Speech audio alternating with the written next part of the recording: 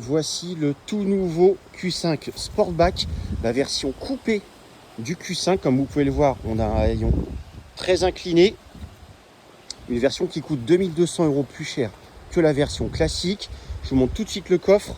On perd seulement 5 décimètres cubes sous la tablette par rapport à un Q5 normal, mais on perd 58 décimètres cubes au global quand on baisse la banquette. Donc pour les gros chargements, évidemment, c'est pas la version la plus appropriée. Au niveau des places arrière, bon, il faut baisser un peu la tête en entrant là cette fois, mais on a quand même une place tout à fait correcte. Bon, là on a allongé le dossier avant, vous pouvez pas bien vous rendre compte, mais on a quand même de la place. À l'avant, on retrouve l'ambiance typiquement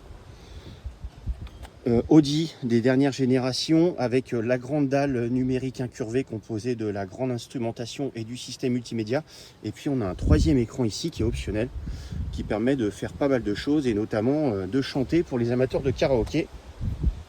Sous le capot de cette version, comme le veut la tendance actuelle et notamment la fiscalité, on a une motorisation hybride rechargeable avec une grosse batterie de 25 kWh brut, un peu plus même, qui permettrait 100 km en tout électrique.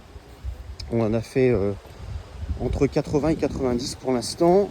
Ensuite, le 2 litres turbo essence rentre en action pour délivrer 299 chevaux sur cette version et 367 sur la plus puissante. Je vous en dis pas plus pour le moment, je vous donne rendez-vous très rapidement sur Caradisiac pour l'essai complet de cette voiture.